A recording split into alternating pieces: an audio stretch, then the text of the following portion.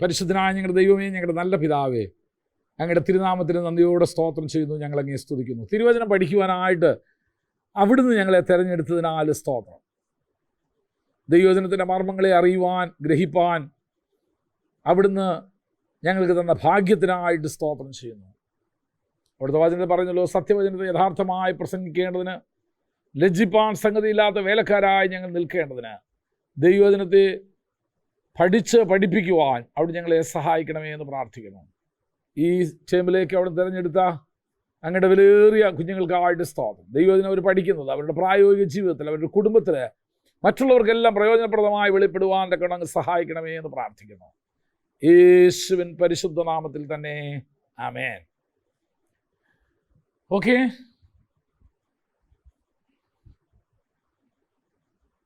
നിങ്ങൾക്ക് എൻ്റെ മുഖം കാണാമല്ലോ അല്ലേ? സുഖേ, ഓക്കെ, അതാണ് ഏറ്റവും വലുത്. നിങ്ങളുടെ മുഖം കണ്ടില്ലേ? നിങ്ങൾ ഇരുത്തിരിക്കുന്നുണ്ട്. നിങ്ങൾ ഇരുത്തിരിക്കുന്നുണ്ട്. നിങ്ങളുടെ മുഖം സുഖയെ കണ്ടുകൂടെ എനിക്ക്, എന്നാലും കുഴപ്പമില്ല. ഞാൻ പഠിപ്പിക്കാൻ പോകുന്ന വിഷയം ഒന്ന് രണ്ട് കാര്യം അതിന് മുമ്പ് പറയാം. നോട്ട്സ് ഞാൻ കഴിഞ്ഞ പ്രാവശ്യം എഴുതി തന്നതുപോലെ പറഞ്ഞു തരത്തില്ല. പകരം ചെയ്യാൻ പോകുന്നൊരു കാര്യം എന്നാണെന്നറിയാമോ? ഇന്ന് എടുക്കുന്ന ക്ലാസ്സിൻ്റെ നോട്ട്സ് നിങ്ങൾ എഴുതിയെടുത്തോ, എങ്കിലും ഞാൻ പറയുന്ന കൂട്ടത്തിൽ നിങ്ങൾക്ക് എഴുതിയെടുക്കാൻ പ്രധാനപ്പെട്ട തോന്നുന്നത്, അടുത്ത ദിവസം ഞാൻ വരുമ്പോൾ അതിൻ്റെ പ്രിൻ്റഡ് നോട്ടിൻ്റെ കോപ്പി അങ്ങ് നിങ്ങൾക്ക് തരും. ഇപ്പോൾ ഇന്ന് എടുക്കുന്നതിൻ്റെ എല്ലാം പ്രിൻ്റഡ് കോപ്പി ഞാൻ നിങ്ങൾക്ക് തരും. അപ്പോൾ എഴുതിയെടുക്കണമെന്ന് നിങ്ങൾക്ക് അത്യാവശ്യം വേണ്ടുന്ന കാര്യങ്ങൾ മാത്രം ഡേറ്റ് ഇട്ടിട്ട്, ഇന്നത്തെ ഡേറ്റ് ഇട്ടിട്ട് എന്ത് ചെയ്യുക, എഴുതിയെടുത്താൽ മാത്രം മതി. കാരണം ഇതിനകത്ത് ഇല്ലാത്ത ചില കാര്യങ്ങൾ നമ്മുടെ ഡിസ്കഷനിലോ വല്ലതും വന്നേക്കും. അപ്പോൾ അത് മാത്രം നിങ്ങൾ എന്ത് ചെയ്താൽ എടുത്താൽ മതി. നോട്ട്സ് ഞാൻ നിങ്ങൾക്ക് ഫോട്ടോസ്റ്റാറ്റ് കോപ്പി എടുത്ത് ഓരോ ദിവസത്തെയും ക്ലാസ് കഴിഞ്ഞതിന് ശേഷമുള്ളത് ഞാൻ അടുത്ത ദിവസം. അപ്പോൾ ഇന്നത്തെ ക്ലാസ്സിൻ്റെ നോട്ട്സ് എല്ലാം കൂടെ നിങ്ങൾക്ക് എന്ത് ചെയ്യും, നാളെ ഞാൻ തരും. അത് സൂക്ഷിച്ച് വെച്ചാൽ നിങ്ങൾക്ക് എപ്പോഴും ഉപയോഗിക്കാം. അല്ലെങ്കിൽ കപ്പലിൽ പൊതിയാനോ എന്തോ നിങ്ങൾ വേണമെങ്കിൽ കൊടുത്തോ, കുഴപ്പമൊന്നുമില്ല. അതൊന്നും എനിക്ക് വിഷയമൊന്നുള്ള കാര്യമൊന്നുമില്ല. നിങ്ങൾക്ക് വേണോ വേണ്ടത്. ശരി, എൻ്റെ വിഷയം എന്തുവാന്ന് ചോദിച്ചു, ഞാൻ നിങ്ങളെ പഠിപ്പിക്കാൻ പോകുന്നത് എന്തുവാന്ന് ചോദിച്ചാൽ വേദപുസ്തകത്തിൻ്റെ ചരിത്രമാണ്. കാരണം നമ്മുടെ വിശ്വാസത്തിൻ്റെയും നമ്മുടെ ജീവിതത്തിൻ്റെയും ഒക്കെ ആധാരം എന്ന് പറയുന്നത് വിശുദ്ധ ബൈബിളാണ്. ഇത് സ്വർഗത്തിൽ നിന്ന് ഇങ്ങനെ ഒരു ദിവസം ദൈവം തമ്പുരാൻ ഇങ്ങനെ നൂലെ കെട്ടി ഇങ്ങനെ ഇറക്കി തന്നൊന്നും അല്ല, ഒരിക്കലും അല്ല. മുസ്ലിങ്ങൾ അവകാശപ്പെടുന്നത് പോലെ ഇങ്ങനെ ദൈവം പറഞ്ഞു കൊടുത്തിട്ട് ഇങ്ങനെ എഴുതിയ ഒരു പുസ്തകവും അല്ല ഇത്. എബ്രായ ലേഖനകാരൻ അതിന് മറുപടി പറയുന്നുണ്ട്. ദൈവം ഭാഗമായിട്ട് വിവിധമായിട്ട് നമ്മുടെ പ്രവാചകന്മാർ മുഖാന്തരം പലപ്പോഴായിട്ട് നമ്മളോട് എന്ത് ചെയ്തതാ, അരുളി ചെയ്തതിൻ്റെ സമാഹാരമായത്, കൂട്ടിച്ചേർത്തതായത്. അപ്പം ഇതിങ്ങനെ ആയേ? ഇതിനകത്ത് 66 പുസ്തകങ്ങളെ പാടുള്ളൂ എന്ന് ആരാ തീരുമാനിച്ചത്? ആ പുസ്തകങ്ങൾ തിരഞ്ഞെടുക്കുന്ന കാലഘട്ടത്തിൽ മറ്റും ഒത്തിരി പുസ്തകങ്ങളുണ്ടായിരുന്നു. പൗലോസ് എഴുതിയ ലേഖനം എന്നുള്ള പേരിലും മർക്കോസിൻ്റെ എഴുതിയ ലേഖനം എന്നുള്ള പേരിലും ഒത്തിരി ലേഖനങ്ങൾ അക്കാലത്ത് പിന്നെയും ഉണ്ടായിരുന്നു. അതുകൊണ്ടല്ലേ പത്രോസൊക്കെ പറയുന്നുണ്ട്, ഞങ്ങൾ എഴുതി എന്നുള്ള വ്യാജഭാവേനയുള്ള ലേഖനങ്ങളും നിങ്ങൾ വായിച്ചിട്ട് നിങ്ങളുടെ വിശ്വാസം വിട്ടുപോകാതിരിക്കാൻ നിങ്ങൾ എന്ത് ചെയ്യണം, സൂക്ഷിക്കണമെന്ന് പറയുന്നുണ്ട്. അപ്പോൾ അക്കാലത്ത് എഴുതപ്പെട്ട ഒത്തിരി പൗലോസിൻ്റെയൊക്കെ പേര് വെച്ച്, പത്രോസിൻ്റെ യാക്കോബിൻ്റെയൊക്കെ പേര് വെച്ച്, അപ്പോസ്തലന്മാരുടെ പേര് വെച്ച് എഴുതപ്പെട്ട ഒത്തിരി ലേഖനങ്ങളും കത്തുകളും ഒന്നുമുണ്ടായിരുന്നു. എന്തുകൊണ്ട് അവയെ മാറ്റി നിർത്തി ചിലതിനെ മാത്രം തിരഞ്ഞെടുത്തു? അതായിരിക്കും നമ്മൾ ഇതിനകത്ത് പഠിക്കാൻ പോകുന്ന മറ്റൊരു വിഷയം എന്തുവാന്ന് ചോദിച്ചു കഴിഞ്ഞാൽ, വേദപുസ്തകം എഴുതിയ നാളുകളിൽ ഇന്നത്തെ പോലെ പേപ്പറും പേനയും കടലാസും ഒന്നും ഇല്ലായിരുന്നു. അപ്പോൾ ഇപ്പം നമ്മുടെ കയ്യിൽ ഇരിക്കുന്നത് ശരിക്കും അവരെഴുതിയത് തന്നെ ആണെന്നുള്ളതിന് എന്ത് തെളിവുള്ളത്? അതാണ് മുസ്ലിങ്ങൾ പറയുന്നത്. അവർ പറയുന്നത് നമ്മൾ എന്ത് ചെയ്തു, വേദപുസ്തകത്തെ എന്ത് ചെയ്തു, തിരുത്തി എന്നാണ് അവർ പറയുന്നത്. വാസ്തവത്തിൽ അവരാണ് ഇതിലത്തെ പലതും തിരുത്തിയേക്കുന്നത്. അപ്പോൾ നമ്മുടെ ഇരിക്കുന്ന ഈ വേദപുസ്തകം ശരിയായതല്ല, തിരുത്തപ്പെട്ടതാണെന്നാണ് മുസ്ലിങ്ങൾ എന്ത് ചെയ്യുന്നത്, പഠിപ്പിക്കുന്നത്. കാരണം അവരുടെ വാദഗതി അത് തെളിയിക്കണമെങ്കിൽ അവർക്കത് പറഞ്ഞാലേ പറ്റൂ. അപ്പം ആ ചോദ്യങ്ങളുടെയൊക്കെ ഉത്തരങ്ങളായിരിക്കും. പിന്നെ നമ്മൾ പറയാറുണ്ട് വേദപുസ്തകം എന്ന് പറഞ്ഞാൽ ദൈവശ്വാസീയമായ തിരുവെഴുത്ത എന്ന് പറഞ്ഞാൽ എന്തുവാ ഇത്? അപ്പോൾ ഈ വിധ ചോദ്യങ്ങളുടെ ഉത്തരങ്ങളും ഇതെങ്ങനെ ഇങ്ങനായി എന്നുള്ളതുമായിരിക്കും നമ്മൾ പഠിക്കുന്നത്. അപ്പോൾ ഈ വിഷയത്തിൻ്റെ പേരെന്തുവാ? വേറെ പുസ്തകത്തിൻ്റെ ചരിത്രം. മറക്കരുത്. കഴിഞ്ഞ സെമസ്റ്ററിൽ ഞാൻ പഠിപ്പിച്ചത് എന്തുവായിരുന്നു?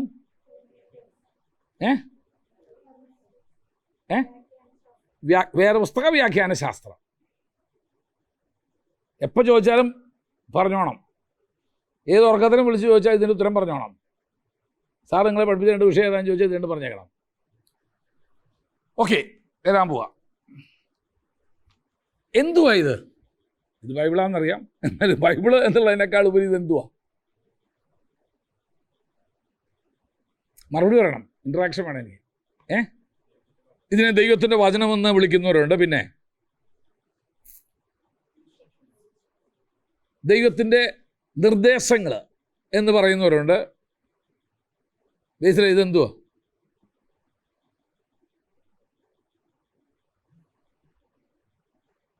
പറവാ സത്യവേദ പുസ്തകം. ഇതെന്തുവാ? ഓക്കെ, ദൈവത്തിന് മനുഷ്യനോടുള്ള അരുളപ്പാടുകളാണ് ഇതിനകത്തുള്ള മുഴുവൻ. ദൈവത്തിന് മനുഷ്യനോടുള്ള അരുളപ്പാട്. അപ്പോൾ ചിലപ്പോൾ ആളുകൾ ചോദിക്കും, ഇതിനകത്ത് ഒരു തെറ്റും ഇല്ലെന്നാണോ നിങ്ങൾ ഈ പറയുന്നേ?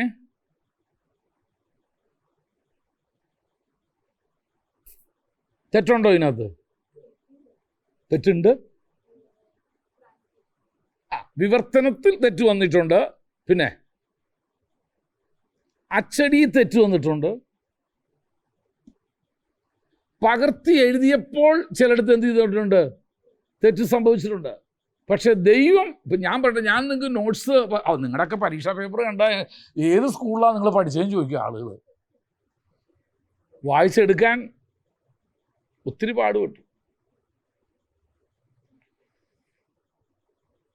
അപ്പോൾ എനിക്ക് തോന്നി നിങ്ങളുടെയൊക്കെ നോട്ട്സ് ഒന്ന് വായിച്ചാൽ കൊള്ളാമെന്ന്. 10 പേരുടെയും 10 ടൈപ്പായിരിക്കും.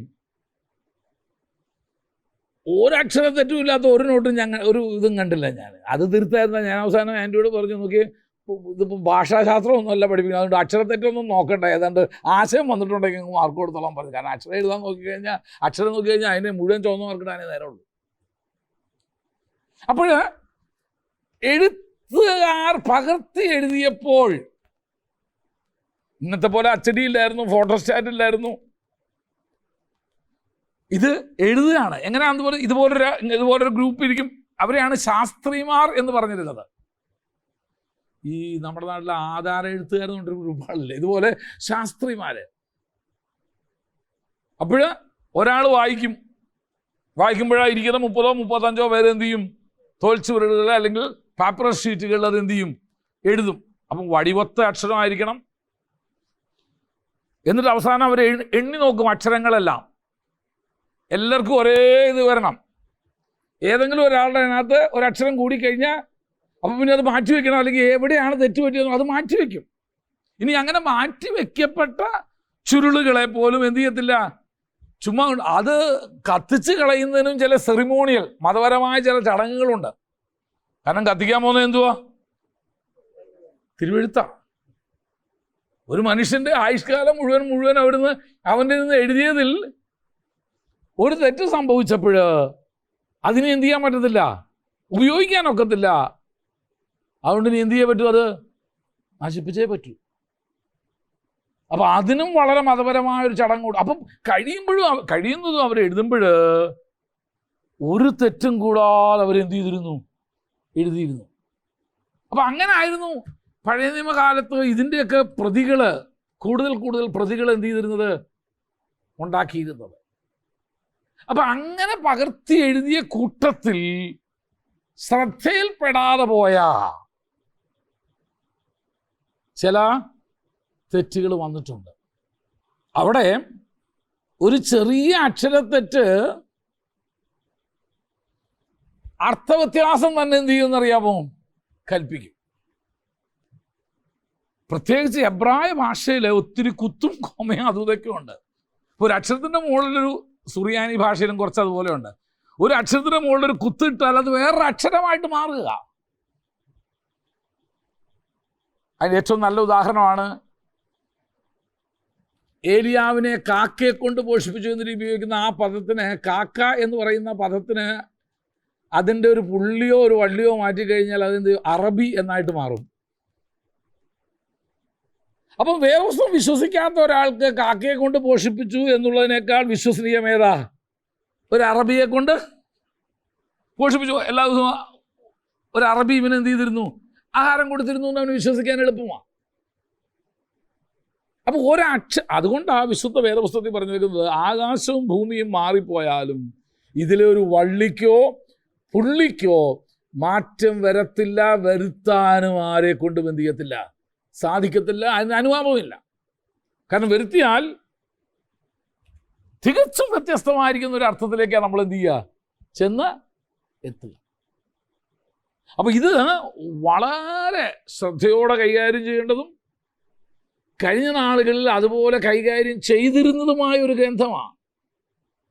ഇന്ന് ഞാൻ പറഞ്ഞല്ലോ, അത് വളരെ എളുപ്പമാണ് ഇതിൻ്റെ കോപ്പികൾ ഉണ്ടാക്കാൻ. 1 മണിക്കൂർ കൊണ്ട് എനിക്ക് വേണമെങ്കിൽ ഒരു 1000 ബൈബിൾ വേണമെങ്കിൽ കിട്ടാൻ വളരെ എളുപ്പമാണ് ഇന്നത്തെ കാലത്ത്. ഒരു 10 പ്രസലോട്ട് എന്ത് ചെയ്താൽ മതി, ഓർഡർ ചെയ്താൽ മതി, അവരടിച്ചെങ്കിൽ നമ്മുടെ കയ്യിൽ തരും. പക്ഷെ പണ്ട് അങ്ങനെയല്ലായിരുന്നു. തിരുവെഴുത്തിൻ്റെ ഒരു കോപ്പി നമ്മുടെ കയ്യിൽ കിട്ടുക എന്ന് പറയുന്നത് അതൊരു നിധി പോലായിരുന്നു. അതിൻ്റെ വില അമൂല്യവുമായിരുന്നു. ഒരു മനുഷ്യൻ്റെ ആയുഷ്കാലം മുഴുവൻ ഇരുന്നാലേ ഇതിൻ്റെ ഒരു കോപ്പി ഉണ്ടാക്കാൻ പറ്റുന്നു. ഇപ്പം കൈപ്പടയിൽ തന്നെ ബൈബിൾ എഴുതിയ പല ആളുകളുണ്ട് നമ്മുടെ. എത്ര 3 മാസം എടുത്തു, 140 അങ്ങനെ പലരുണ്ട്. കുന്നോളത്ത് നമ്മുടെ ഒരു സഭയിലൊരു സഹോദരി വേറെ ദിവസം കൈകൊണ്ട് ഇങ്ങനെ പകർത്തി എഴുതിക്കൊണ്ടിരിക്കുക, അഗതിയിലുള്ളൊരു സഹോദരി. അപ്പോൾ ഇന്ന് അതിനൊക്കെ സാധ്യതകൾ ഒത്തിരി ഉണ്ട്. പിന്നെ എഴുതണമെങ്കിൽ തന്നെ എളുപ്പമാണ്. എൻ്റെ തലമുറയുടെ മുമ്പിലത്തെ തലമുറ എഴുതുക എന്ന് പറയുന്നത് അവർ ഉപയോഗിച്ചിരുന്ന ഒരു സൈസ് പേന എന്ന് പറയുന്നത് എന്തുവാ, സ്ലീപ്പെന്നെ കണ്ട് പറയും, അതായത് മഷി മുക്കി എഴുതുന്ന ഒരു പേനയായിരുന്നു. 2 വാക്ക് കഴിഞ്ഞാൽ വീണ്ടും എന്ത് ചെയ്യണം, മഷിക്കുപ്പിയിൽ അതിനകത്ത് മുക്കി ആ പേന കൊണ്ട് എന്ത് ചെയ്യണമായിരുന്നു അവർ എഴുതുക. അങ്ങനത്തെ പേന കണ്ടിട്ടുണ്ടോ? അങ്ങനത്തെ ഒരു പേന ഉണ്ടായിരുന്നു ഒരു കാലത്ത്.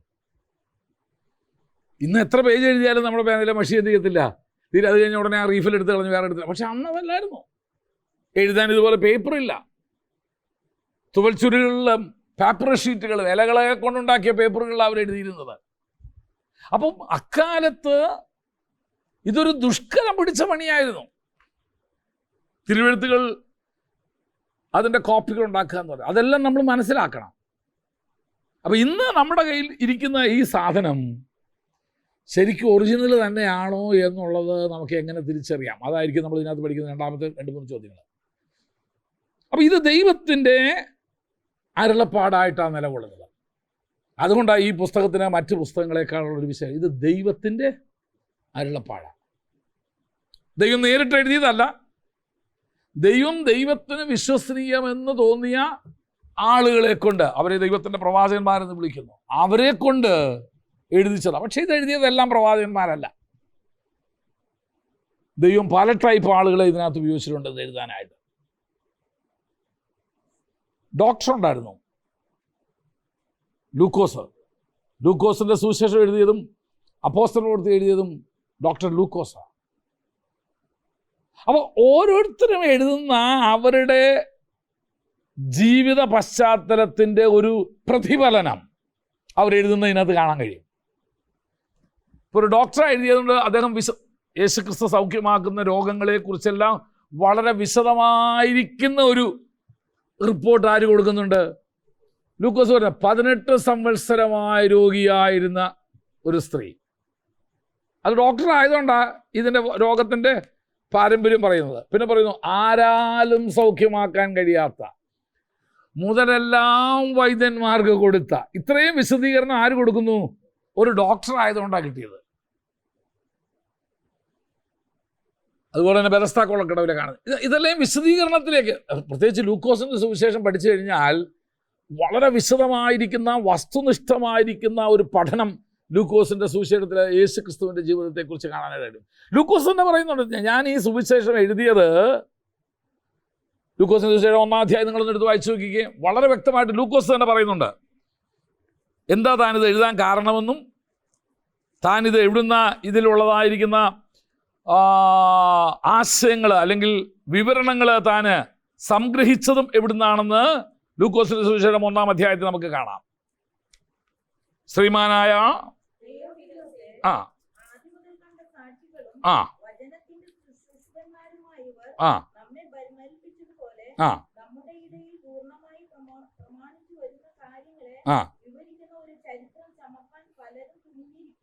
ആ ആ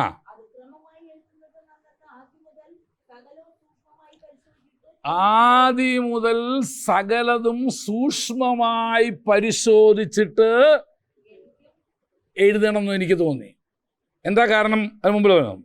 എന്താ കാരണം എന്ന് പറയുക, ഒന്ന്, വചനത്തിൻ്റെ ദൃക്സാക്ഷികൾ. അപ്പോൾ ലൂക്കോസ് സുവിശേഷം എഴുതുന്നതിന് തൊട്ട് മുമ്പ് എന്ത് ചെയ്തു? യേശു ക്രിസ്തുവിൻ്റെ കാലത്ത് ജീവിച്ചിരുന്ന ദൃക്സാക്ഷികൾ. ദൃക്സാക്ഷി എന്ന് പറഞ്ഞാൽ എന്തുവാ? കണ്ട ആളുകൾ.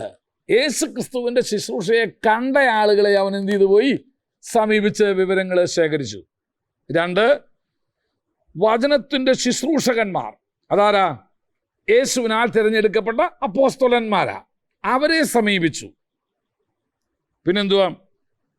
നമ്മുടെ ഇടയിൽ ഇങ്ങനെ ആചരിച്ചു വരുന്ന വിവരങ്ങളെക്കുറിച്ച് ഒരു ചരിത്രം എഴുതണമെന്ന്, കാര്യങ്ങളെ വിവരിക്കുന്ന ഒരു ചരിത്രം എഴുതുവാൻ പലരും തുനിഞ്ഞിട്ടുണ്ട്. അപ്പോൾ ഇതിനു മുൻപ്, ലൂക്കോസിന് മുൻപ് യേശു ക്രിസ്തുവിൻ്റെ ജീവചരിത്രം എഴുതിയ പലരുമുണ്ട്.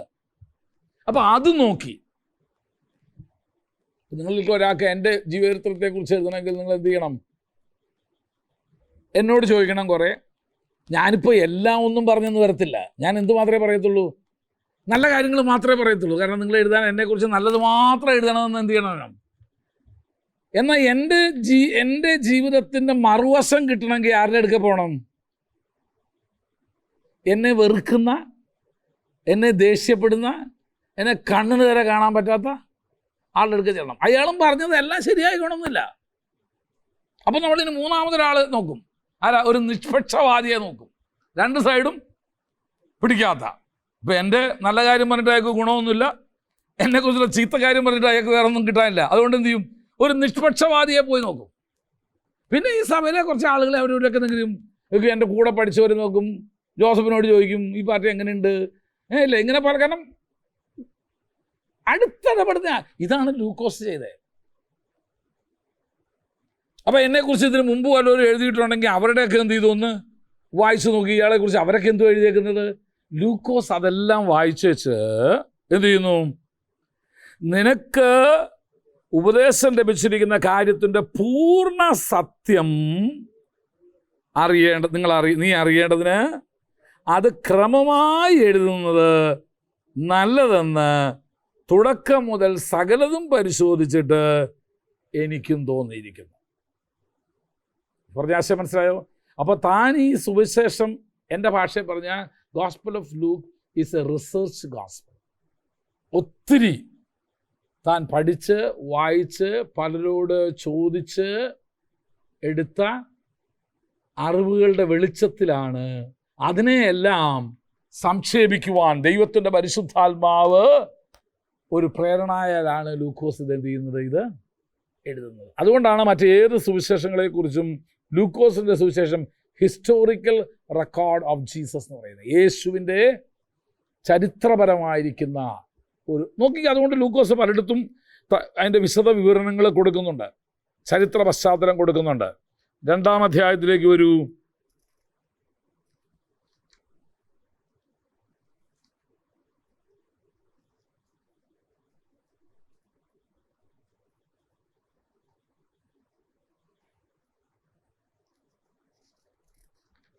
രണ്ടാം അധ്യായത്തിന് ഒന്നോട്ടുള്ള വാക്യങ്ങൾ വായിച്ചേ. ആ ആ നോക്കി, വളരെ ചരിത്രപരമായിരിക്കുന്ന റിപ്പോർട്ട്സ്. ഏത് കാലഘട്ടത്തിലാണ് ഇത് നടക്കുന്നത് എന്ന് ലൂക്കോസ് പറയുന്നു. ഒന്നുകൂടെ വായിച്ചത് ഏതൊക്കെയാണെന്ന് കാലഘട്ടം അറിയാനായിട്ട്. ആ കാലത്ത് അത് 1-ാം വാക്യത്തുണ്ട്. ആ ഔഗസ്തോസ് കൈസര് ഭരിച്ചുകൊണ്ടിരിക്കുന്ന കാലത്താണ് യേശു ക്രിസ്തുവിൻ്റെ ജനനം നടക്കുന്നതെന്ന് പറയാം. അങ്ങനെ ഔഗസ്തോസ് കൈസർ എന്ത് ചെയ്തിരിക്കുന്നു? ഒരു ആജ്ഞ പുറപ്പെടുവിച്ചു. അപ്പോൾ ശ്രദ്ധിച്ച്, ഇപ്പം ഇന്നത്തെ കാലത്ത് പറയുകയാണെങ്കിൽ മോദി ഇന്ത്യയുടെ പ്രധാനമന്ത്രിയായി രണ്ടാമത് വാഴുമ്പോഴും കേരളത്തിൻ്റെ മുഖ്യമന്ത്രിയായി ശ്രീ പിണറായി ഭരിച്ചുകൊണ്ടിരിക്കുമ്പോഴും തൃശ്ശൂരിലെ മേയറായി ആരാ ഇവിടുത്തെ മേയർ? ആരാ? അജിത. തൃശ്ശൂരിലെ മേജറായും ഭരിക്കുന്ന കാലഘട്ടത്തിലാണ് ലയനലിന് മൂന്നാമത്തെ കൊച്ച് ഉണ്ടാവുന്നത്. മനസ്സിലാവാൻ വേണ്ടി ഞാൻ അങ്ങനെ പറഞ്ഞുകൊണ്ടുവന്നേ. അപ്പോൾ കാലഘട്ടം നോക്കി. ഓക്കെ, മോദിയുടെ രണ്ടാം ഭരണം ഏത് വർഷം തൊട്ട് ഏത് വർഷം വരെയാ? പിണറായി കേരള മുഖ്യമന്ത്രിയായിരുന്ന കാലഘട്ട. അജിത കുറച്ചുകൂടി ഇനി സ്പെസിഫിക് ആയിട്ട് വന്നാൽ ഇന്നാൾ ഇവിടുത്തെ വാർഡ് മെമ്പറായും ഇരിക്കുന്ന കാലഘട്ടം. മനസ്സിലായി നിങ്ങൾക്ക്? അതുപോലത്തെ ഒരു അതുപോലത്തെ ഒരു കണക്കാണ് ഇവിടെ പറയുന്നത്. ആരാ? ഔഗുസ്തോസ് കൈസർ. രണ്ടാം വാക്യം. ഖുറേന്യോസ് എന്ന് പറയുന്ന വ്യക്തി സിറിയ നാട് വാഴുമ്പോൾ ഈ ഒന്നാമത്തെ ചാർത്തൽ എന്ന് പറഞ്ഞാൽ എന്തുവാ? സെൻസസ് ആണ്. സെൻസസ് എടുക്കുന്നതിനാണ് പേർ വഴി എന്ന് പറയാം. ചാർത്തലുണ്ടായി. അല്ലാണ്ട് ചാർത്തലിന് വേറൊരു അർത്ഥം കൂടി ഉണ്ട്. അതെന്തുവാ? ഞാൻ അവന് വേണ്ടി ചാർത്തിട്ടാ വരുന്നതെന്ന് പറയില്ലേ? എന്ന് പറഞ്ഞാൽ തല്ലു കൊടുക്കുന്നതിനും ചാർത്തൽ എന്ന് പറയാറുണ്ടല്ലേ? ഓക്കെ, ആ ചാർത്തലല്ല കേട്ടോ. എല്ലാവരും ചാർത്തപ്പെടണമെന്ന്. കാരണം ഈ ചാർത്തൽ എന്നുള്ളതൊരു പഴയ പദപ്രയോഗം ആയതുകൊണ്ടാണ് പലർക്കും എന്ത് ചെയ്യാത്ത അതിൻ്റെ അർത്ഥം പിടികിട്ടും. അതുകൊണ്ടാണ് പലരും പറയുന്നത് വേദപുസ്തകം പുതിയ ആധുനിക ഭാഷയിലേക്ക് പരിവർത്തനം ചെയ്യപ്പെടേണ്ട കാലം അതിക്രമിച്ചു എന്ന്. കാരണം ഈ തലമുറയ്ക്ക് ഈ പഴയ വാക്കുകളൊന്നും അറിയത്തില്ല. ഓക്കെ, വായിച്ചോ.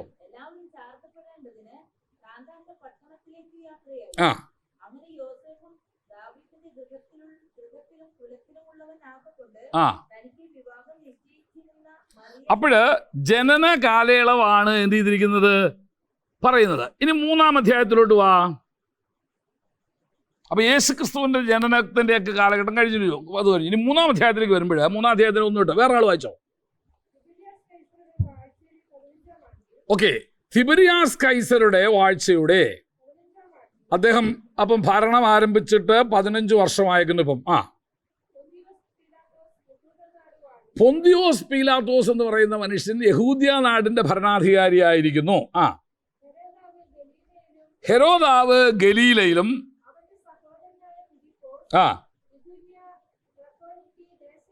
അവന്റെ സഹോദരനായ ഫിലിപ്പോസ് ഇതൂര്യ ത്രക്കോനത്തി ദേശങ്ങളിലും ലുസാന്യാസ് അബിലേനയിലും ഇടപ്രഭുക്കന്മാരായും ഹന്നാവും കയ്യഫാവും മഹാപുരോഹിതന്മാരും ആയിരിക്കുന്ന കാലത്താണ് യോഹന്നാൻ സ്നാപകൻ തൻ്റെ ശുശ്രൂഷ ആരംഭിക്കുന്നത്. നോക്കി എത്ര ക്ലിയർ ആയിട്ടാണ് ഹിസ്റ്റോറിക്കലായിട്ട് അത് വെളിപ്പെടുത്തി കഴിഞ്ഞ്. ഇന്നത്തെ പോലെ കലണ്ടർ അന്നില്ലായിരുന്നു. ഏതാ AD BC എന്നൊക്കെ തിരിച്ചിട്ട കലണ്ടർ അന്ന് പറയുന്ന മുഴുവൻ ഇങ്ങനെ ഏതെങ്കിലും ചരിത്ര പ്രസിദ്ധമായിരിക്കുന്ന അല്ലെങ്കിൽ അത് രാജാക്കന്മാരുടെ പുസ്തകം വായിച്ചാൽ നിങ്ങൾക്ക് വ്യക്തമായിട്ട് കാണാൻ കഴിയും. ഇന്ന രാജാവിൻ്റെ ഇത്രാം ആണ്ടിൽ യെശയ്യാപ്രവചനം 6-ാം അധ്യായത്തിൽ നമുക്ക് കാണാം ഉസിയ രാജാവ് മരിച്ച ആണ്ടിൽ. അത് എന്തോന്നിനാ പറഞ്ഞേക്കുന്നത്? ആ കാലഘട്ടത്തെ സൂചിപ്പിക്കാൻ, അല്ലാണ്ട് ഉസിയാവ് നിഗളിയായിരുന്നു നിന്നിലുള്ള ഉസിയാവ് ചാവണം എന്നൊന്നും പറയാൻ വേണ്ടിയിട്ടല്ല പറഞ്ഞേക്കുന്നത്. അതൊന്നും അത് കാലഘട്ടത്തെ സൂചിപ്പിക്കുക. അപ്പൊ വേറെ പുസ്തകം ചരിത്ര ഗ്രന്ഥമാണ് എന്ന് ഞാൻ വിശ്വസിക്കുന്നതിൻ്റെ ഒരു കാര്യം, വളരെ കറതീർന്ന ഹിസ്റ്റോറിക്കൽ അല്ലെങ്കിൽ ചരിത്രപരമായിരിക്കുന്ന തെളിവുകൾ നമുക്ക് യേശുക്രിസ്തുവിനെ കുറിച്ച് കാണാൻ കഴിയും. അന്നത്തെ ആത്മീയ നേതൃത്വം ആരിലായിരുന്നു ഉണ്ടായിരുന്നത്? ഹന്നാവും കയ്യഫാവും. അവരാണ് മഹാപുരോഹിതന്മാർ. അത് എന്തുവാ? ആത്മീയ നേതൃത്വത്തിൻ്റെയാണ്. അപ്പോൾ വേദപുസ്തകം തികച്ചും ചരിത്രപരമായിരിക്കുന്ന ഒരു ഗ്രന്ഥമാണ് എന്ന് പറയാൻ കാരണം വളരെ ക്ലിയറായിട്ട് സ്പെസിഫിക് ആയിട്ട് പറയുന്നുണ്ട് ഇതെന്നാ ഇതൊക്കെ നടന്നതെന്നുള്ളത്.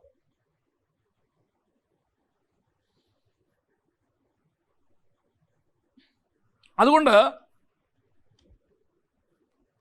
യേശുക്രിസ്തു ഒരു മിഥ്യയല്ല.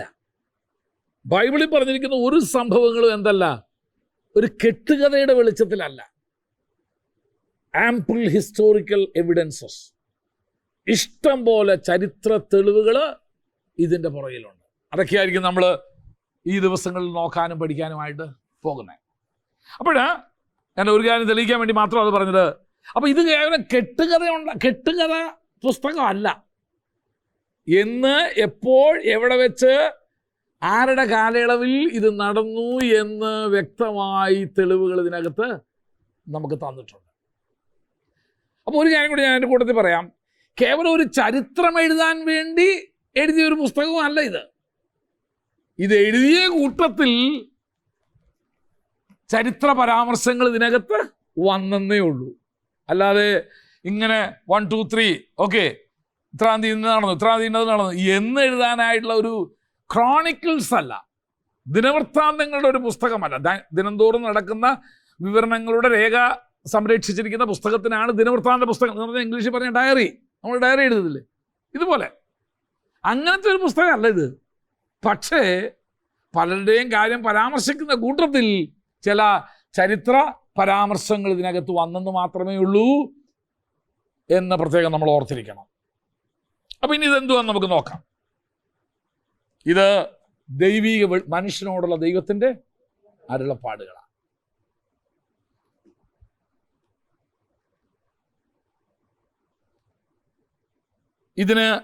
അതുകൊണ്ട് ഈ പുസ്തകത്തിന് ആത്മീയതയ്ക്ക് ഒന്ന് മാറ്റി നിർത്തുന്നത്, ഈ പുസ്തകത്തിന് ഇത് അതുല്യമാണ്, അല്ലെങ്കിൽ ഇതിനൊപ്പം നിൽക്കാൻ വേറൊരു പുസ്തകം ഇല്ല എന്ന് പറയാനായിട്ട് ഒത്തിരി കാരണങ്ങളുണ്ട്.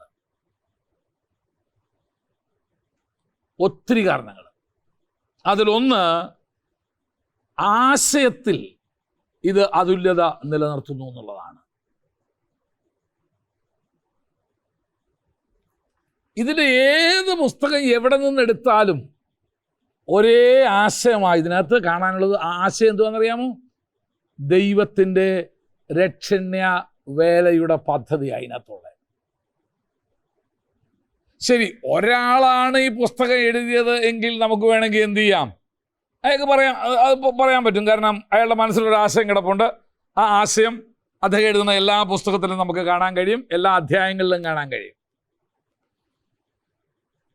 പക്ഷെ ഇതങ്ങനെ അല്ലല്ലോ ഉണ്ടായത്. ഇതേതാണ്ട് 1600 വർഷം എടുത്തു ഈ സാധനം എന്ത് ചെയ്യാനായിട്ട്, എഴുതി തീർക്കാനായിട്ട്. 1600 വർഷം. ഈ 1600 വർഷം കൊണ്ട് 60 തലമുറകൾ എന്ത് ചെയ്തു, കടന്നുപോയി. ഇന്നത്തേക്ക് കാലഘട്ടം നോക്കിക്കഴിഞ്ഞാൽ ഒരു തലമുറ വിശ്വസിക്കുന്നതല്ല അടുത്ത തലമുറ വിശ്വസിക്കുന്നത്. വേണ്ട, 2 തലമുറ വേണമെങ്കിൽ ഒരു കാര്യം വിശ്വസിച്ചെന്നിരിക്കാം. 3-ാം തലമുറയാകുമ്പോഴത്തേന് ആശയത്തിന് ഭയങ്കര വ്യത്യാസം കാണും. ചിലപ്പം ജസ്റ്റ് ഓപ്പോസിറ്റ് ആയിരിക്കും അവർ വിശ്വസിക്കുന്നത്. പക്ഷെ ഇത് 60 തലമുറ കഴിഞ്ഞിട്ടും ഒരേ ആശയം തന്നെയാണ് ഇതിലെ എഴുത്തുകാർ എന്ത് ചെയ്തിരിക്കുന്നത്, കൈകാര്യം ചെയ്തേക്കുന്നത്. 1600 വർഷം, 60 തലമുറ, പിന്നെ 40-ലധികം എഴുത്തുകാർ. അതതിൻ്റെ രസം. ഇത് എഴുതി തീർക്കാനായിട്ട് 40-ലധികം എഴുത്തുകാരുണ്ടായിരുന്നു. എഴുത്ത് ആരംഭിക്കുന്ന ആരാ? പോരാ, മോശയാണ് ആദ്യത്തെ പുസ്തകം ആരംഭിക്കുന്നത്. അപ്പൊ ന്യായമായിട്ടൊരു ചോദ്യം വരും, മോശ ഇത് എങ്ങനെ അറിഞ്ഞു? ദൈവം ഇങ്ങനെ ആകാശവും ഭൂമിയും സൃഷ്ടിച്ചൊക്കെ എങ്ങനെയാണ് മോശ എങ്ങനെ അറിഞ്ഞേ? മോശയ്ക്ക് എത്രയോ നൂറ്റാണ്ടുകൾക്ക് മുൻപല്ലേ അതൊക്കെ നടക്കുന്നത്. അബ്രഹാം എന്നൊരുത്തൻ ജീവിച്ചിരിപ്പോണ്ടത് മോശ എങ്ങനെ അറിഞ്ഞേ?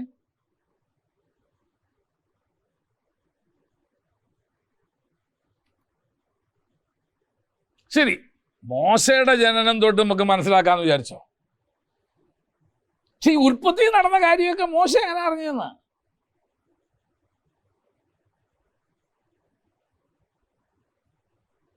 വളരെ എളുപ്പം അതിൻ്റെ ഉത്തരം പറയാനായിട്ട്. ഏതാ? അതെ, വെളിപ്പാട് പുസ്തകത്തിൽ വരാൻ പോകുന്ന കാര്യങ്ങളെ കുറിച്ച് ദൈവത്തിന് യോഹന്നാന് വെളിപ്പെടുത്തി കൊടുക്കാൻ കഴിയുമെങ്കിൽ കഴിഞ്ഞ കാര്യങ്ങളെക്കുറിച്ച് വെളിപ്പെടുത്തി കൊടുക്കുക എന്ന് പറഞ്ഞാൽ അതിനേക്കാൾ എളുപ്പമാണ്, അല്ലേ? എൻ്റെ ഒപ്പം ഉണ്ടോ നിങ്ങൾ? നാളെ നടക്കാൻ പോകുന്ന കാര്യങ്ങൾ എന്താണെന്ന് ഒരു വ്യക്തിക്ക് പറയാൻ കഴിയുമെങ്കിൽ അതിനേക്കാൾ എളുപ്പമാണ് ഇന്നലെ നടന്നത് എന്ത് ചെയ്യാനായിട്ട്, പറയാനായിട്ട്. അത് പല രീതിയിൽ കൂടെ എനിക്കറിയാൻ പറ്റും. അപ്പോൾ വെളിപ്പാട് പുസ്തകത്തിൽ ദൈവത്തിന് യോഹന്നാന് മേലാൽ സംഭവിപ്പാനുള്ളത് കാണിച്ചു കൊടുക്കാൻ സാധിച്ചെങ്കിൽ മോശെ കഴിഞ്ഞ കാലങ്ങളിൽ ഇതാണ് നടന്നത് എന്ന് മോശെ എന്ത് ചെയ്യാന്നറിയാമോ, പുറകോട്ടൊന്ന് കൊണ്ടുപോയി ദൈവം കാണിച്ചു കൊടുക്കുക ചെയ്തത്. എവിടെ വെച്ചായിരിക്കും? ഞാൻ പൂർണ്ണമായിട്ട് വിശ്വസിക്കുന്നത് ഒരു 40 ദിവസം പുള്ളി ദൈവത്തോട് കൂടിയിരുന്നില്ലേ? ഓർക്കുന്നോ? അന്ന് ദൈവം മോശയെ ചരിത്രത്തിൻ്റെ പിന്നാമ്പുറങ്ങളിലേക്കൊന്ന് കൊണ്ടുപോയി കാണിച്ചു കൊടുത്തതൊക്കെ. മോശെ, ഇതായിരുന്നു എൻ്റെ പ്ലാൻ, സൃഷ്ടിപ്പിതായിരുന്നു. അവിടെ നിന്ന് ഞാൻ ആദാമിനെ അവയെ സൃഷ്ടിച്ചത് ഇന്ന ഉദ്ദേശത്തോടു കൂടായിരുന്നു. അവിടെ നിന്ന് തിരിച്ചു വന്ന് ഇങ്ങനെ അബ്രഹാമിലേക്ക് വരുന്നു, യാക്കോബ്, ഇസ്ഹാക്ക്, ഇങ്ങനെ വന്ന് അങ്ങനെ ഇവർ മിസ്രയീമിലേക്ക് അവർ പോകുന്നു, അടിമകളായിത്തീരുന്നു. ഇതാ എൻ്റെ രക്ഷന്റെ വേലയുടെ പൂർത്തീകരണത്തിന് ഞാനിതാ നിന്നെയും കൂടെ എടുക്കുക. അതുകൊണ്ടാ ഒരിക്കലും ദൈവത്തെ വിട്ടുപിരിയാത്തൊരു ബന്ധം മോശമുണ്ടായത്. കാരണം ഹി ന്യൂ അതിൻ്റെ പിൻകാല ചരിത്രം മുതൽ ദൈവത്തിൻ്റെ കൈവിരല് അവനെ തിരഞ്ഞെടുക്കുന്നതിൽ അവനോടുകൂടെ സഞ്ചരിക്കുന്നത് മോശയ്ക്ക് കാണാനായിട്ട് കഴിഞ്ഞു. എന്നിട്ട് മോശയോട്, മോശെ, now you are in charge. ഇപ്പം ഞാൻ നിന്നെയാണ് ഇതിൻ്റെ ചുമതല ഏൽപ്പിച്ചിരിക്കുന്നത്. ഇത്രയും ജനത്തെ ഞാൻ നിന്നെ എൻ്റെ ചുമതല, ഇവരെ നടത്തേണ്ട വഴികളും ഇവരെ നടത്തേണ്ട വിധങ്ങളും ഇന്നതാണ്, ആ പ്രമാണം ഇതാ ഞാൻ നിന്റെ കയ്യിലേക്ക് ഏൽപ്പിച്ചു തരുന്നു. ആ 40 ദിവസത്തെ വാസമാണ് മോശയ്ക്ക് ഇതിനെക്കുറിച്ചുള്ളൊരു വെളിപ്പാട് നൽകി കൊടുക്കുന്നത്. മോശ കഴിഞ്ഞു, ഇതാ അടുത്ത യോശുവ വരും. ഇനി അങ്ങോട്ട് എളുപ്പമാണ്. യോശുവ വന്നു, പിന്നെ അവിടെ നിന്ന് ഇങ്ങോട്ട് നീങ്ങുക, ഓരോരുത്തരെ. ഇതാരംഭിക്കുന്ന മോശ ചരിത്രം എഴുതിക്കൊണ്ട് ആരംഭിക്കുന്നത്. അങ്ങനെ ഏതാണ്ട് 40ഓളം എഴുത്തുകാരെ ദൈവം ഉപയോഗിക്കുന്നുണ്ട്. ഇനി മോശ ഉപയോഗിക്കാനുള്ള ഒരു കാരണം ഞാൻ പറഞ്ഞുതരാം. ഇതൊക്കെ എഴുതി വെക്കണമെങ്കിൽ വാക്കിലും പ്രവൃത്തിയിലും സമർത്ഥനായ ഒരുത്തനെ വേണം ദൈവം തമ്പുരാന്. പഴയ നിയമത്തിലെ 5 പുസ്തകങ്ങൾ എഴുതാനായിട്ട് അങ്ങനെ ഒരുത്തിനെ കിട്ടിയാലേ പറ്റത്തുള്ളൂ. പുതിയ നിയമത്തിലേക്ക് വരുമ്പോൾ ദൈവം പൗലോസിനെ തെരഞ്ഞെടുത്തതിൻ്റെ കാര്യം അത് തന്നെ. കാരണം സഭകൾക്ക് ലേഖനം എഴുതി ആ സഭയെ പഠിപ്പിച്ച് നിലനിർത്തണമെങ്കിൽ അതുപോലൊരു വിദ്യാസമ്പന്നനെ കിട്ടിയാലേ ദൈവത്തമ്പുരാന് ഒക്കത്തുള്ളൂ. മോശയും പൗലോസും തമ്മിൽ ഒത്തിരി സാമ്യം നിങ്ങൾക്ക് കാണാനായിട്ട് കഴിയും. ഒന്ന്, വിദ്യാസമ്പന്നനായിരുന്നു രണ്ടുപേരും. മിസ്രയീമിലെ സകല ജ്ഞാനവും അഭ്യസിച്ച ഒരുത്തനായിരുന്നു ആര്? മോശ. പൗലോസോ ഗമാലിയലിൻ്റെ പാദപീഠത്തിലിരുന്ന് ന്യായപ്രമാണം അരച്ച് കലക്കി കുടിച്ചൊരു മനുഷ്യൻ.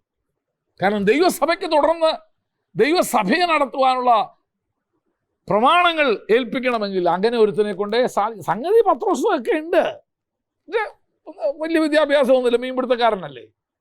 അപ്പോൾ ആ ഭാഷാശൈലിയെ അവർക്ക് എന്ത് ചെയ്യാൻ പറ്റത്തുള്ളൂ? ഉപയോഗിക്കാനൊക്കത്തുള്ളൂ. എന്നാൽ പൗലോസോ അളന്ന് മുറിച്ച് തൂക്കിയെടുത്ത വാക്കുകളാണ്. പൗലോസിൻ്റെ ഒരു വാക്ക് തന്നെ വ്യാഖ്യാനിക്കണമെങ്കിൽ നമുക്ക് ഇഷ്ടംപോലെ സമയമെടുക്കും. അതുപോലെ അർത്ഥഗംഭീരമായ പദപ്രയോഗങ്ങളാണ് പൗലോസ് തൻ്റെ ലേഖനത്തിൽ ഉപയോഗിച്ചിരിക്കുന്നത്. പഴയ നിയമത്തിൽ ദൈവം മോശയെ ഉപയോഗിച്ചതുപോലെ തന്നെ പുതിയ നിയമസഭയെ നടത്തുവാൻ, പഴയ നിയമ ഇസ്രായേലിനെ നടത്തുവാൻ മോശയ്ക്കിലൂടെ ന്യായപ്രമാണം കൊടുത്തതുപോലെ പുതിയ നിയമസഭയെ നടത്തുവാനായിട്ടുള്ള പ്രമാണങ്ങളും കൽപ്പനകളും കൊടുക്കുവാൻ ദൈവം ഉപയോഗിച്ചത് പൗലോസിനെയാണ്. 2 വിദ്യാസമ്പന്നരെയാണ് ദൈവം ഉപയോഗിച്ചത്. അല്ലാത്തവരെ ദൈവം ഉപയോഗിക്കും, തീർച്ചയായിട്ടും. അല്ലാത്തൊരു ദൈവത്തിന് വേണ്ടാന്നൊന്നുമല്ല ഞാൻ പറഞ്ഞേ. അവർക്ക് അവരുടേതായിരിക്കുന്ന ശുശ്രൂഷയുണ്ട്. But God need educated people. ദൈവത്തിന് വിദ്യാഭ്യാസമുള്ളവരെ വേണം. എന്തിനാ? ഈ നമ്മുടെയൊക്കെ നമ്മുടെ മുമ്പിൽ തലമുറ ജീവിച്ച വളരെ പ്രശസ്തനായ ഒരു മനുഷ്യനായിരുന്നു അപ്പോളജറ്റിക്സിൽ വളരെ ഒരു ഇന്ത്യക്കാരനുണ്ട്, രവി സക്കറിയ. എന്തൊരു ബുദ്ധിജീവിയാണെന്നറിയാമോ? അദ്ദേഹത്തിൻ്റെ പ്രസംഗം, അദ്ദേഹം ഉപയോഗിക്കുന്ന വാക്കുകളൊക്കെ കേട്ട എൻ്റെ അപ്പം എവിടുന്നാ ഇതെന്ന് ചോദിക്കും. അത്ര വലിയ ബുദ്ധിജീവിയായിരുന്നു അദ്ദേഹം. കാരണം അതുകൊണ്ട് ആ മണ്ഡലത്തിലുള്ള കുറേ ആളുകളെ ദൈവത്തിങ്കിലേക്ക് കൊണ്ടുവരാനായിട്ട് വൻകിട യൂണിവേഴ്സിറ്റി, വലിയ വലിയ സ്ഥാപനം അദ്ദേഹത്തിന് തുറന്നു കിട്ടുന്നതെന്ന് അറിയാമോ? കാരണം അതുപോലെ ബുദ്ധിജീവിയായിരുന്നു അദ്ദേഹം. അത്ര കഴിവുള്ളവനായിരുന്നു. ഇന്നും ദൈവത്തിൻ്റെ സഭയ്ക്ക് അങ്ങനെയുള്ളൊരു വേണം. അങ്ങനെയുള്ളൊരു തലമുറയെ നമുക്ക് നേടണമെങ്കിൽ അങ്ങനെയുള്ളവരുണ്ടെങ്കിലേ പറ്റൂ. പക്ഷെ നിങ്ങൾ ഏറ്റവും രസകരമായ പൗലോസിന്റെ ജീവിതം നോക്കിയ, അങ്ങനെ ഒരുത്തനെ ദൈവം ഏറ്റവും അധികം ഉപയോഗിച്ചത് എവിടാണെന്നറിയാമോ? ജ്ഞാനികളുടെ ഇടയിലല്ല, ദൈവം ജാതികളുടെ ഇടയിലാണ് ഉപയോഗിച്ചത്. അവന് ശുശ്രൂഷ അധികം ജാതികളുടെ ഇടയിലായിരുന്നു. എന്നിട്ട് ഒരു വിവരവും ഇല്ലാത്ത, വിദ്യാഭ്യാസവും ഇല്ലാത്ത പൗലോസിനെ ദൈവം എന്ത് ചെയ്യുന്നറിയാമോ? യഹൂദന്മാരുടെ ഇടയിലോട്ട് എന്ത് ചെയ്യുന്നറിയാമോ? സുവിശേഷ ഘോഷണത്തിനായിട്ട് പറഞ്ഞു വിടുന്നു. അതിൻ്റെ അർത്ഥമൊന്നും പഠിക്കേണ്ടെന്നല്ല, വേണം. ദൈവം നമ്മെ എവിടെ ഉപയോഗിക്കുവാൻ തീരുമാനിക്കുന്നുവോ അവിടെ നമ്മൾ പ്രാപ്തരായിത്തീരേണ്ടതിന് നാം നമ്മെ തന്നെ ശാക്തീകരിച്ചെങ്കിലേ പറ്റത്തുള്ളൂ. അപ്പൊ ഏതാണ്ട് 40-ലധികം എഴുത്തുകാർ. ഇനി ഇവർ ആരൊക്കെയാ? രാജാക്കന്മാരുണ്ട്, ലോകം കണ്ട ഏറ്റവും വലിയ ബുദ്ധിജീവികളുണ്ട് ഇതിനകത്ത്. കാട്ടത്തിപ്പഴം പടക്കി നടക്കുന്ന ഒരുത്തനുണ്ടായിരുന്നു. ആരാ? ആമോസ്. ഞാൻ പ്രവാചകനുമല്ല, പ്രവാചക ശിഷ്യനുമല്ല, ഞാൻ കാട്ടത്തിപ്പഴം പറഞ്ഞു നടക്കുന്നവനാ. തീരെ യോന വലിയ വിദ്യാഭ്യാസമൊന്നും ഇല്ലാത്തവനാ. എന്നാൽ ശാസ്ത്രിമാരെയും ദൈവം ഉപയോഗിച്ചിട്ടുണ്ട്. എന്ന് പറഞ്ഞ പഠനത്തിൽ അത്യുഗ്രന്മാരായവരെയും ദൈവം എടുത്ത് ഉപയോഗിച്ചിട്ടുണ്ട്. അങ്ങനെ വിവിധ ജീവിത പശ്ചാത്തലത്തിൽ നിന്ന് വന്ന ആളുകളാണ് ദൈവം ഇതിൻ്റെ രചനയ്ക്ക് ഉപയോഗിച്ചത്. പക്ഷെ അതിൻ്റെ എല്ലാത്തിലൂടെ വായിച്ചു പോയാൽ നമുക്ക് ഒരേ ആശയമാണ്, ദൈവത്തിൻ്റെ രക്ഷൻ്റെ വേല എന്നുള്ള ആ ഒരു ആശയമാണ് അവരെന്ത് ചെയ്യുന്നത്. അപ്പൊ ആശയത്തിൽ ഈ പുസ്തകത്തെ പോലെ ഖുർആൻ ഒരാളാണ് എഴുതിയത്, ഗീത ഒരാളാണ് എഴുതിയത്.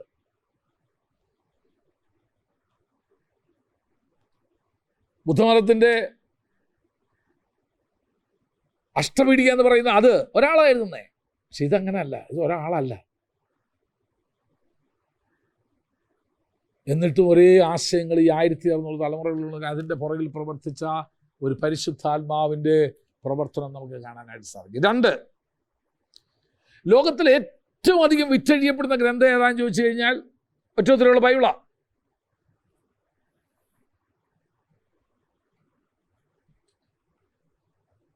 ഏറ്റവും അധികം വിറ്റഴിയപ്പെടുന്ന ഗ്രന്ഥം. ഇന്നൊക്കെ ഏതാണ്ട് 80 വർഷങ്ങൾക്ക് മുൻപ്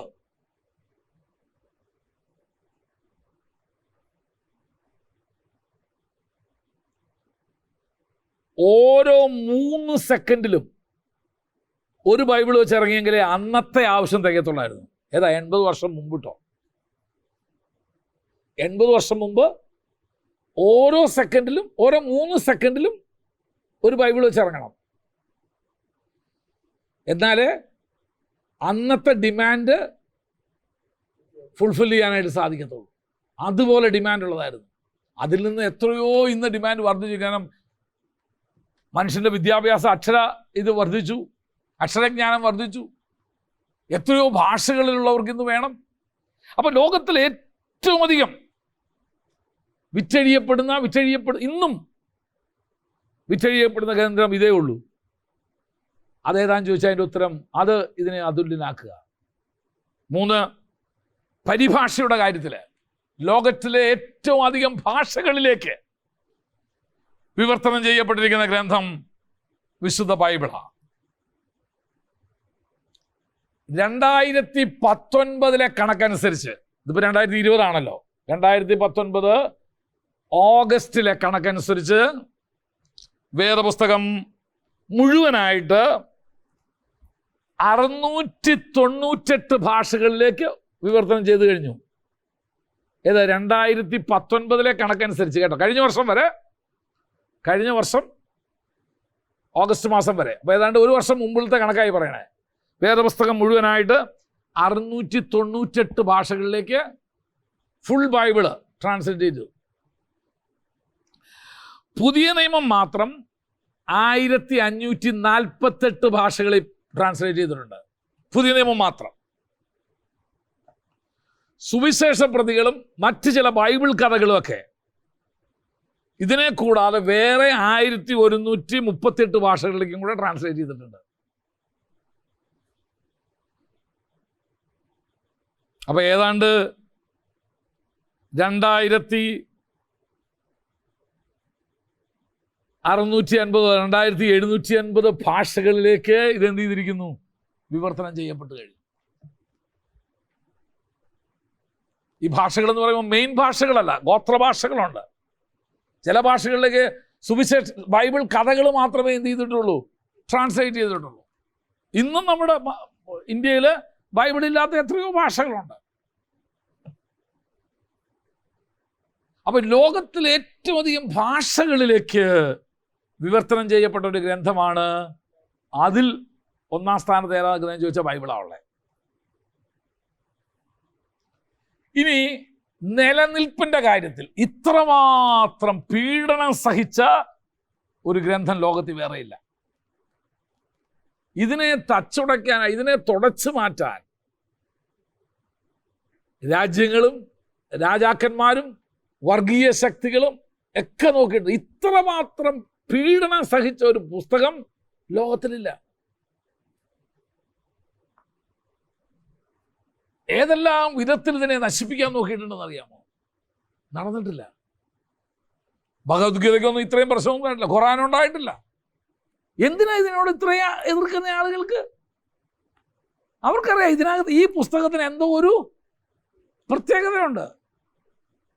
എത്ര നശിപ്പിക്കാൻ നോക്കിയിട്ട് ഇതിനെ എന്ത് ചെയ്തിട്ടില്ല, അവർക്ക് നശിപ്പിക്കാൻ സാധിച്ചിട്ടില്ല. അതിൻ്റെയൊക്കെ ചരിത്രപരമായ, അതായത് 50 വർഷത്തിനുള്ളിൽ വേദപുസ്തകത്തിൻ്റെ ഒരു പ്രതി പോലും കാണത്തില്ലെന്ന് 1790 വോൾട്ടയർ എന്ത് ചെയ്തു? വെല്ലുവിളിച്ചതാ.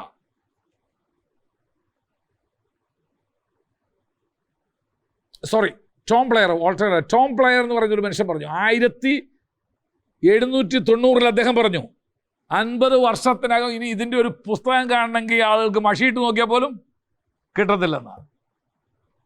പക്ഷേ ചരിത്രം തിരിച്ചു കുറിച്ച് എവിടെ ചെന്നാലും കാണാം, ഏത് ഹോട്ടലിൽ ചെന്നാലും ഈ സാധനം ഇരിക്കുന്ന കാണാം. നമുക്ക് ഇതിനെ നശിപ്പിക്കാൻ ആരെ കൊണ്ടും എന്ത് ചെയ്യത്തില്ല, സാധിക്കത്തില്ല. അതുപോലെ തന്നെ വെല്ലുവിളിച്ച മനുഷ്യനാണ് ഫ്രഞ്ച് വിപ്ലവകാരനായിരുന്ന മനുഷ്യൻ വോൾട്ടയർ. പറഞ്ഞു നോ, ഇതിൻ്റെ ഒരു കോപ്പി പോലും എന്ത് ചെയ്യത്തില്ല, ഇനി കാണത്തില്ല. അയാൾ ചത്ത അധികം കഴിയുന്നതിന് മുമ്പ് അയാളുടെ താമസിച്ച വീട് ബൈബിൾ സൊസൈറ്റി വിലയ്ക്ക് വാങ്ങിച്ച് എന്ത് ചെയ്തെന്ന് അറിയാമോ? ബൈബിൾ പ്രിന്റ് ചെയ്യുന്ന സ്ഥലമാക്കിയിട്ട് മാറ്റി. ഇത്രയും പീഡനം സഹിച്ച പുസ്തകം വേറെ ഇല്ല. ഇനി ഉപദേശത്തിൻ്റെ കാര്യത്തിൽ ഇത് അതുല്യത നിലനിർത്തുക. ഈ പുസ്തകം വളരെ വ്യക്തമായിട്ട് പറയുന്നുണ്ട് ലോകത്തിൻ്റെ ഉൽപ്പത്തി എങ്ങനെയാണ്, എന്തുകൊണ്ടാണ് മനുഷ്യൻ എങ്ങനെ പാപിയായി തീർന്നതെന്ന്, എങ്ങനെ മനുഷ്യനെ പാപത്തിൽ നിന്ന് വീണ്ടെടുത്തു, മനുഷ്യൻ്റെ ഭാവി എന്തുവാ, ലോകത്തിൻ്റെ എന്നുള്ള ഉപദേശ സംബന്ധമായിരിക്കുന്ന വിഷയങ്ങൾ വളരെ വ്യക്തമായി കൈകാര്യം ചെയ്യുന്ന ഒരു പുസ്തകമാണ് ഈ പുസ്തകം. വേറെ ലോകത്തിൽ വേറെ ഒരു പുസ്തകവും ഇല്ല ഇതുപോലത്തെ. 2 കാര്യങ്ങൾ പറയാം. മനുഷ്യനിൽ ഏറ്റവും അധികം സ്വാധീനം ചെലുത്തിയ പുസ്തകം ഏതാണെന്ന് ചോദിച്ചു കഴിഞ്ഞാൽ ബൈബിളാണ്. ലോക മനുഷ്യരെ മുഴുവൻ നമുക്കൊരു വരിയായിട്ട് നിർത്തി വെക്കാം. നിങ്ങളെ സ്വാധീനിച്ച പുസ്തകം ഏതാണെന്ന് ചോദിച്ച് ഒന്ന് ടിക്ക് ചെയ്ത് മാറാൻ പറഞ്ഞാൽ ഏറ്റവും കൂടുതൽ വോട്ട് ലഭിക്കുന്ന, അല്ലെങ്കിൽ ഏറ്റവും കൂടുതൽ പേര് ആളുകൾ പറയുന്നത് വിശുദ്ധ ബൈബിളിനെ കുറിച്ചാണ്. ഇത് മനുഷ്യനിൽ വരുത്തിയ സ്വാധീനം നമുക്കറിയണമെങ്കിൽ സംസ്കാരങ്ങളെ തിരിച്ചു മാറ്റി. എന്തിന്?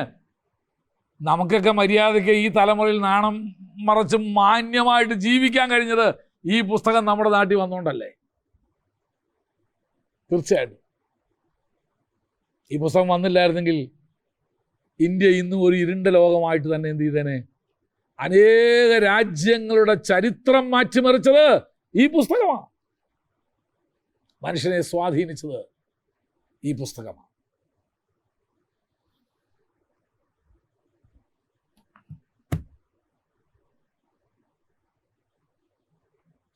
ഇനി ഒരു കാര്യം കൂടെ പറയാം. ലോകത്തിലെ ഏറ്റവും അധികം വില കൊടുത്ത് വാങ്ങിക്കപ്പെട്ട ഒരു ഗ്രന്ഥം ഉണ്ടെങ്കിൽ ഇതിൻ്റെ കയ്യെഴുത്ത് പ്രതികൾക്ക് ഏറ്റവും കൂടുതൽ വില മനുഷ്യ കൊടുത്തിട്ടുള്ളത്. ഗുട്ടൻബർഗിൻ്റെ ലത്തീൻ ഭാഷയിൽ അദ്ദേഹം എഴുതിയൊരു ബൈബിളുണ്ട്. ലത്തീൻ ഭാഷ, ഗുട്ടൻബർഗ് എന്ന് പറഞ്ഞ മനുഷ്യൻ. അതിനെന്താ വില കൊടുത്തതെന്നറിയാമോ? $1,00,000 കൊടുത്തിട്ടാണ് ആ ഒരു പുസ്തകം എന്ത് ചെയ്തത്, വാങ്ങിച്ചത്. $1,00,000, ഏതാണ്ട് 3 മില്യൺ രൂപ. $1,00,000 ഇതിൻ്റെ ഒരു കോപ്പി കിട്ടാൻ വേണ്ടി എന്ത് ചെയ്തത്, കൊടുത്തത്. ഇതുപോലെ വേറെ പുസ്തകത്തിൻ്റെ ചില പുരാതന കയ്യെഴുത്ത് പ്രതികളൊക്കെ ഈ കഴിഞ്ഞ നാളുകൾ വിൽക്കപ്പെട്ടതെന്ന് പറയും കോടിക്കണക്കിന് രൂപയ്ക്കാണ്. കാരണം ഇതിൻ്റെ മൂല്യം അത്ര വലുതാണ്. അപ്പം ഈ കാരണങ്ങളാലെല്ലാം ഈ പുസ്തകം അതുല്യമാണെന്ന് വെളിപ്പെടുത്തുന്നു. പക്ഷേ അതൊന്നും ഇത് ദൈവശ്വാസ്യമാണെന്നുള്ളതിൻ്റെ തെളിവല്ലല്ലോ. ഒരാൾ കൂടുതൽ വില, അയാൾക്ക് കാശുണ്ടായോണ്ട് അയാൾ എന്ത് ചെയ്തു, വില കൊടുത്ത് വാങ്ങിച്ചു. കാശുണ്ടായിരുന്നുകൊണ്ട് നിങ്ങൾ ആളുകളെ വെച്ച് എന്ത് ചെയ്തു, ട്രാൻസ്ലേറ്റ് ചെയ്യിച്ചു. സ്വാധീനിച്ച ബുക്കുകൾ മറ്റു പലതും ഉണ്ടല്ലോ. ചിലർ വായിച്ചിട്ട് കമ്മ്യൂണിസ്റ്റ് ആയില്ല, ഇത് വായിച്ചിട്ടല്ല, കാറൽ മാർക്സിൻ്റെ പുസ്തകം വായിച്ചിട്ട്. അപ്പോൾ അതൊന്നും ഇത് ദൈവശ്വാസീയമാണെന്നുള്ളതിൻ്റെ തെളിവല്ല. അതവിടെ ഇരിക്കട്ടെ. എന്നാലും ഈ പുസ്തകത്തിന് മറ്റു പുസ്തകങ്ങളെക്കാൾ ഒരു പ്രത്യേകതയുണ്ടെന്നും അതുല്യമാണെന്നും തെളിപ്പെടുത്തിയില്ലേ. മറ്റേത് നമുക്ക് തെളിയിക്കാം. ഇതിൻ്റെ ഒപ്പം വയ്ക്കാൻ വേറെ ഇനി അടുത്ത് വന്നിരിക്കണമെങ്കിൽ എന്ത് ചെയ്യണം, ഒരു 10 അടി മാറ്റി വേണം വയ്ക്കാൻ. ഇതിൻ്റെ അടുത്തോട്ട് വരാനൊന്നും അതിന് യോഗ്യതയില്ല. അപ്പൊ എന്തോ ഇതിന് മറ്റ് പുസ്തകത്തെക്കാൾ ഒരു പ്രത്യേകതയുണ്ട്. അതെന്താണെന്നാണ് ഇനിയുള്ള ക്ലാസ്സിൽ നമ്മൾ പഠിക്കാൻ പോകുന്നത്. എന്തുകൊണ്ട് ഇത് ദൈവശ്വാസ്യത എന്ന് പറഞ്ഞാൽ എന്താ, ഇതെങ്ങനെ ദൈവശ്വാസ്യമായി, ഇതൊക്കെയാണ് നമ്മൾ അടുത്ത ക്ലാസ്സിൽ പഠിക്കാൻ പോകുന്നത്. അപ്പോൾ ഇന്നത്തെ ക്ലാസ്സിൽ നമ്മൾ പഠിച്ചത് എന്തുവാ, വേദപുസ്തകത്തിൻ്റെ അതുല്യത. വേദപുസ്തകത്തിൻ്റെ ചരിത്രം എന്നുള്ളത് നമ്മുടെ വിഷയത്തിൻ്റെ പേര്. ഇന്നത്തെ അധ്യായത്തിൻ്റെ പേര് വേദപുസ്തകത്തിൻ്റെ അതുല്യത. ഇത്രയും മനസ്സിലായോ? നോട്ട്സ് നാളെ നിങ്ങൾക്ക് കോപ്പി, ഞാൻ പ്രിൻ്റ് ഔട്ട്, ഇത്രയും പറഞ്ഞ കാര്യങ്ങൾ നിങ്ങൾക്ക് എന്ത് ചെയ്ത് തരും, ഞാൻ പ്രിൻ്റ് ഔട്ട് ചെയ്ത് നിങ്ങൾക്ക് നാളെ നിങ്ങൾക്ക് പ്രിൻ്റ് ഔട്ട് എടുത്ത് തരും. അപ്പം ഈ നോട്ട്സ് നിങ്ങൾക്ക് അതിൻ്റെ കൂടെ സപ്പോർട്ടീവായിട്ട് നിങ്ങൾ ഇപ്പോൾ എഴുതിയെടുത്ത് നിങ്ങൾക്ക് ഉപയോഗിക്കാം. കാരണം ഇതിൽ പറഞ്ഞ എല്ലാം ഒന്നും ഇതിനകത്ത് എന്ത് ചെയ്യത്തില്ല, ഉണ്ടാവത്തില്ല. പക്ഷെ വേണ്ടുന്ന എല്ലാം ഉണ്ട്. പക്ഷെ ക്ലാസ് എപ്പോഴും, പരീക്ഷ എപ്പോഴും ഞാൻ തന്ന നോട്ടിൻ്റെ വെളിച്ചത്തിൽ മാത്രമേ ഉണ്ടാവുള്ളൂ. പേടിക്കണ്ട.